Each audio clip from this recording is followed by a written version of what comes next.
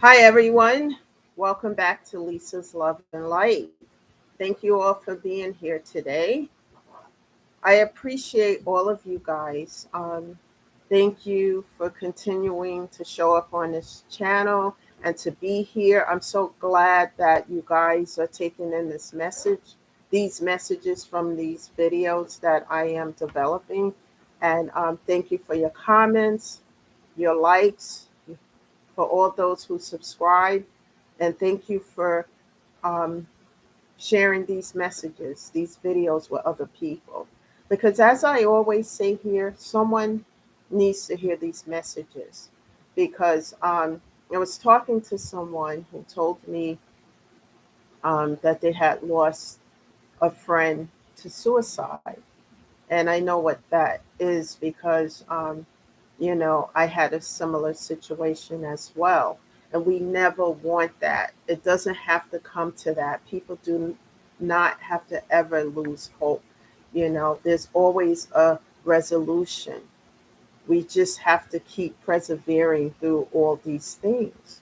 And sometimes we just need someone to listen to us, to hear us. Even though that particular individual can't fix the problems, especially like, in grief when we lose someone that we love, it leaves a void inside of us. But just having someone to listen to us, to hear us, and to just be there. They don't, many times, they don't even have to say anything. Just sit there and listen to us, talk about that Passover loved one and how it makes us feel, and etc.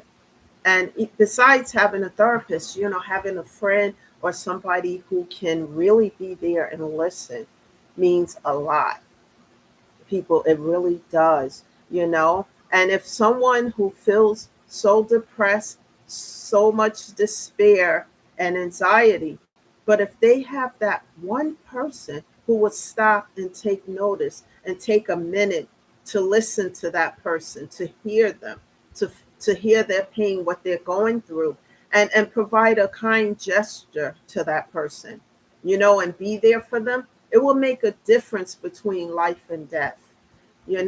Just someone stopping and showing that they care, because we all are going through something.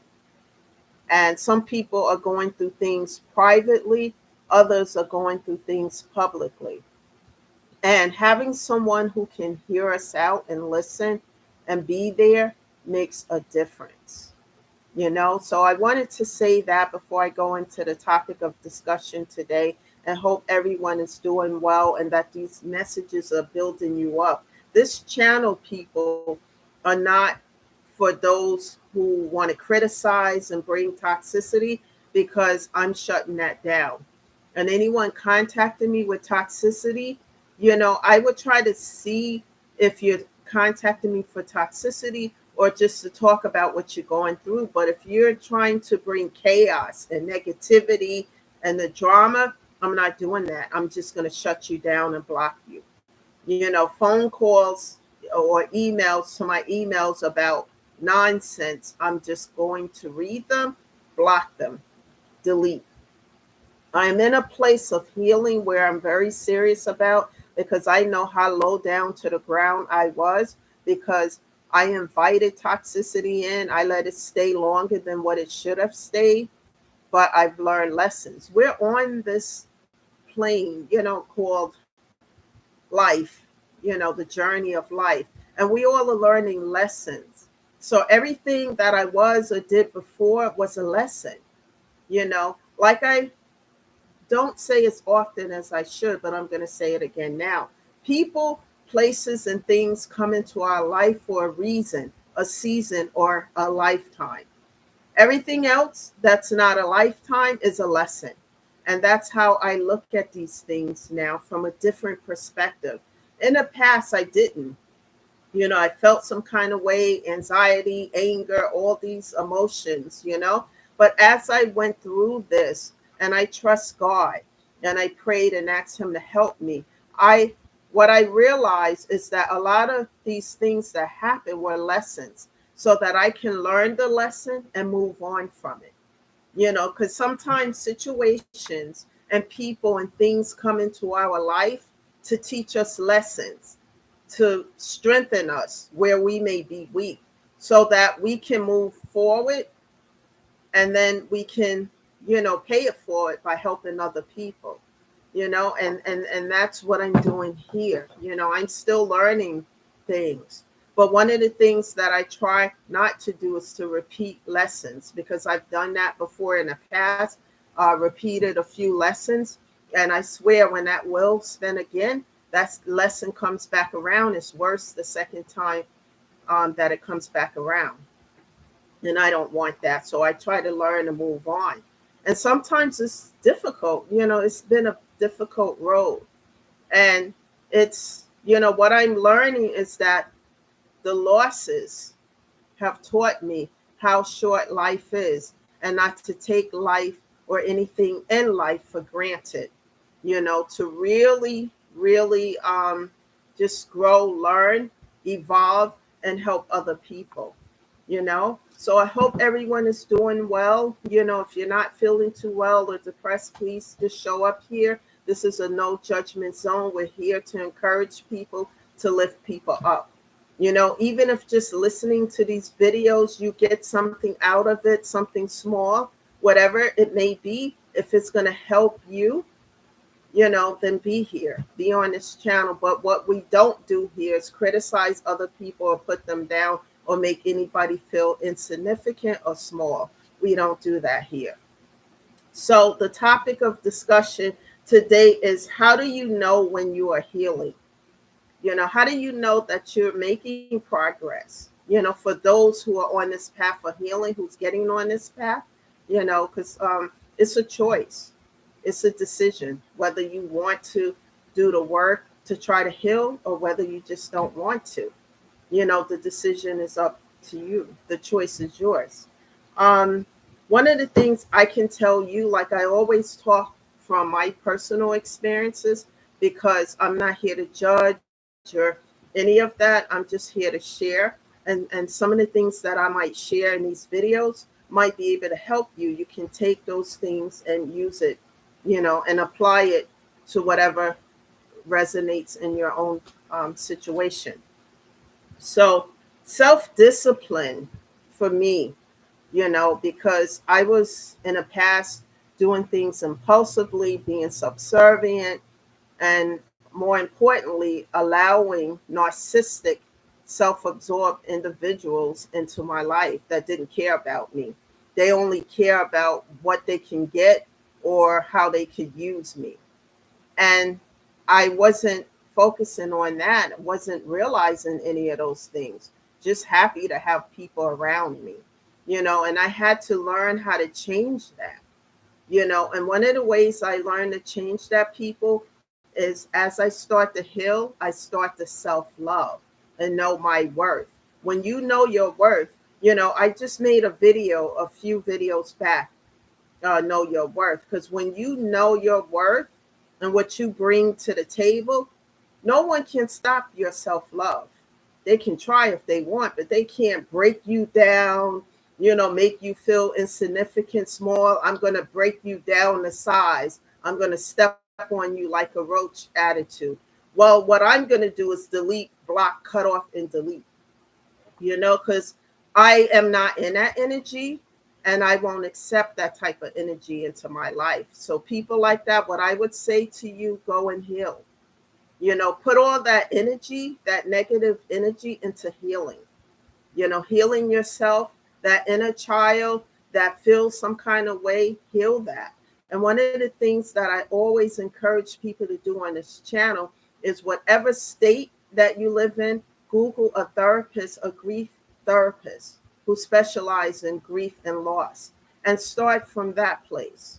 Start small, and then, connect as you feel better. Connect with the grief bereavement group, because there's other people there who are suffering from grief and loss as well, and they share some tidbits on how they are effectively getting through that as well, instead of the toxic stuff, because I won't accept that at all at this point in my life. When you start to heal and feel better, you do better, you know better.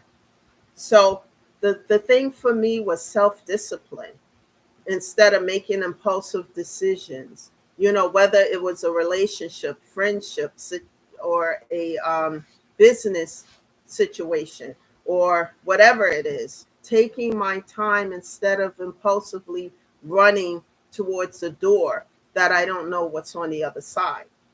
Thinking things out, you know, being self-disciplined. And it took a long time for me to get here to this place. Every day is a something to heal, to go through. But one day at a time. But it took me a long time to do the self-discipline thing, because not everyone out there is out there, you know, care about you. Not everyone is out there that mean me any good.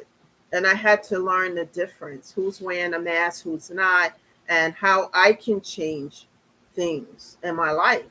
And one of the ways I changed it is by having a different perspective, by working on me, looking in a mirror, seeing what I can do different so I don't attract all these narcissistic individuals and self absorbed people who are out for themselves. Learning how to change that for the better. And I had to heal those things. Why was I doing certain things? Why was I allowing people to do certain things? Why was I accepting it? And as I started to heal those things and do the work with my therapist, and things, that the homework he gives me, and start to really work on myself, I realized that I am worth it and I don't deserve those things. So I had to close the door to all those things, because now the lesson was learned and now it's time to move on. And that door stays closed after the lesson has been learned. Um, you know that you're on a path of healing when the old way of your life does not appeal to you, meaning toxic situations that you allow to happen or engage in, and you just don't have a desire for that anymore as you start to heal. You look forward towards new beginnings, embracing new things, maybe new projects in your life. Or, like, for example, when you volunteer, do volunteer work at your favorite charity. Some people who love pets may volunteer at an animal shelter. Those things are, like, they are healing. Um, those things are ways to heal. When you just one step at a time, even if you start doing that like once a week, you start to feel better. And as you start to feel better, step by step, then you take a second step, and so forth. But at your own pace, not at anybody else's pace. And as you feel better, you do more. You start to self-love on yourself. Self-care and self-love is a priority, because when you love yourself, you're not going to allow and anything toxic or negative in your life. You don't want it. You desire peace instead of drama. And it's so important. In the beginning, you're gonna fall a few times. Like, I fell a long time. I fell a lot of times before I actually just really decided that I don't want this kind of situation in my life anymore. For me, what helped me out a lot is prayer and meditation, asking God to help me. My main focus became positive affirmations, meditation, prayer, asking God to step in and help me, because I couldn't do it myself. For a while, I could not get past the old way of doing things. Like, for example, getting out of a relationship and then a few months later being involved in another one, and not quite over the last one, etc., and then going on and on and on. you know and I had to stop and take a look at why certain things were happening, why things were not working out, because I wasn't dealing with the door that was still, you know almost closed, but not completely closed, and working on myself and knowing my self-worth. Um, knowing that I don't deserve toxicity, abuse, negativity, or someone with narcissistic traits and behavior. I didn't deserve that. Learning how to recognize the toxic traits and behavior that I don't want, and learning how to close the door and say no to it and mean it and keep that door closed. That was the hardest part for me, people. Instead of anger and anxiety, patience and peace became my best friend. I would always be angry about something because something in my life would happen. And instead of addressing it with the parties involved or the business or the situation, whatever, I kept it in here. And it would build up to the point where I felt angry, anxiety, and sick because I would never say how I truly felt. Because if I said something, I might lose the person, the situation, job, whatever it is. And if it's affecting me, then I need to release that. I mean, things can be done in a way, like if something is bothering you and you have a situation, you need to address it. You don't have to come off in a negative manner, but just state how you feel about something so that you can release it. Set boundaries is one of the things, major things I had to learn. And that, everything I talked about in the beginning, like what I'm talking about here, I used to go talk to my therapist and be upset about A, B, C, and D happen, right? All of this stuff happened.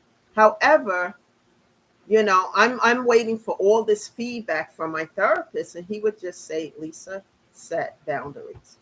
He wouldn't say a whole lot, and I'm like, he doesn't have any more than that to say. Wow, that's it. And then I started to understand why he was just saying that. Because when you set boundaries, you let a person know, hey, I'm in a place of healing. I've gone through A, B, C, and D, and I can't take on any toxic behavior situations, and if I'm not engaging with you as much as before, I need time alone so that I can heal or whatever the situation may be, and you set boundaries. And if that person keeps crossing those boundaries, what I had to do is remind them, hey, I said to you, for example, you know, I'm healing, blah, blah.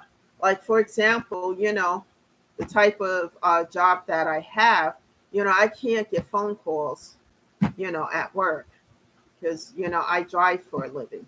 And that's one of my jobs besides being on here and on writing books. So, and a ex-friend kept calling, and I had to put it out there. Listen, you can't keep doing this because I'm at work and I could get in trouble, my phone going off with this, and it's not an emergency, etc. And so as I tried to implement that boundary, the person kept crossing it over, crossing, those boundaries. So I cut off, blocked, and deleted. That's it. I'm not the me I am today. I'm just going to tell you, and I'm not going to feel any kind of way about it. I'm not going to be unprofessional. I'm not going to be out of character about it. I'm just going to be firm and say what I need to say. It can't happen anymore because if it does, then you're getting cut off. That's it. I had a conversation with someone a while back why they are cut off. You know, I stutter a little bit when I get a little nervous. Just let it go over your head. But when I'm trying to make a point about something, I make that point firmly. I don't have to act crazy, get out of character, just set boundaries. And I had a hard time doing that. And my therapist and I went over this over and over and over and over again for 3 years. And it took that amount of time plus more for me to just be direct about boundaries. And when people, girl, please kind of attitude or whatever, and they just dismiss what I said, that really gets to me.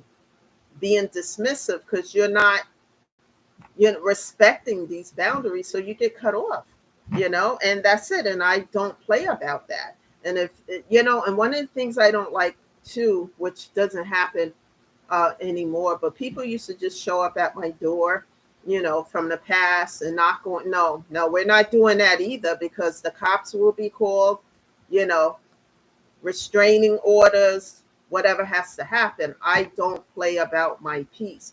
I don't play about boundaries anymore. And I'm very serious about that, And before, I would just let stuff slide, and I don't do that anymore, And as I pray and ask God to help me, and I continue to stay on this healing path, God is navigating the ship, not other people, and I'm very close to God. I'm very much in prayer. I'm not religious, but I have a relationship with God.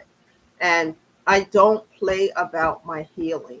I don't play about the things that I went through and what I had to do to grow and to get past things, because a lot of things was affecting my health, and just toxic situations with people arguing and going through changes with other people, because they are unhealed. They refuse to heal, and they were just creating problems, trying to overstep boundaries. And I had to be firm. Okay, you're not hearing me. You're going to be dismissive. Okay, I'm cutting you off, blocking you, deleting you. Come to my house, then, I just call the cops, go down, get a restraining order, whatever needs to be done, because I am not playing a game here. I've done a lot of work on myself, and I continue to do that, and it's important for me to stay on this path, because like I said, I had health issues because of allowing toxic situations. And I had to change my whole way of eating, my whole way of doing things. And, because sometimes when you are upset about things, well, let me put it on me, because I don't want to sound judgmental. But for me, when I would be getting upset about things, overeating, eating the wrong things, drinking the wrong things, and just didn't have any discipline, and crying all the time, upset because of situations with other people, and whatever it was, business situation. I'm not doing any of that anymore. I'm not even that same person that tolerated those things, because I learned how to transmute the burdens and give it to God, and then God has them. And then I continue to stay on this path to heal. That's so important. And sometimes it's important, people, besides having a therapist, if you have a friend, someone that you can trust, who can just listen to you, especially someone who someone who's grieving a loss of a loved one, or they are having a difficult time getting past the loss, whatever. There's hope, there's help. You never get over losing that individual, because you still carry them in your heart. But know this, that you can get through it. And not only that, please keep in mind that your Passover loved ones would never want you to be in a place of pain and despair for the rest of your life, because they're no longer here. They will want you to embrace life to the fullest and persevere through the pain. You can get through it. You can persevere through it. And if it's going to take a while.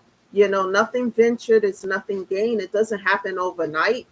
Sometimes people want things to happen quick, like a microwave. It doesn't happen like that. You take steps, you put in the work, and sometimes you fall off. I did for a long time, but go at your own pace.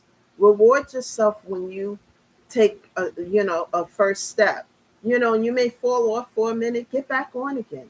The important key factor is to never give up and never give in. Keep persevering through it. Allow yourself to feel the pain, because it's an outlet. Do things that keep you busy. Like what I said before, if you like volunteer work, find a nonprofit or a place that you love and do some volunteer work. Listen to a playlist of music when you start to feel depression. I know that's what I do. And keep yourself busy, and that's the key factor. But keep your environment positive as much as you can. and try not to allow toxicity in your space. And the key factor also is to set boundaries and make sure that you don't allow people to cross those boundaries after you set them. So these are some of the ways that you know that you are on a path to healing when you implement these things that I just spoke about here. You know, one step at a time, one day at a time, and that's the um, key factor. That's what I do, and it's been healthy because I don't give up. I have days where I don't feel like doing anything, but I don't give up. And if I don't do anything one day, the next day I'm on it again, you know? And that's, and I want to encourage those, and especially those who are really in pain and feel depression. There is hope. You don't have to stay there. That's the message today. Please share these videos with other people who need to hear the message. Like I said before in prior videos, everyone is not very vocal in communicating their feelings, especially after the loss of a loved one. So share these videos so that they can be uplifted here. I learned how to, it took a long time, but I learned how to turn pain into power, power into a purpose into paying it forward to help other people. And I've shut a lot of doors, because I learned that those doors, that if I kept them open, the lesson was already learned. I healed from those things. So now it's time to move on, you know? And so that's the message today.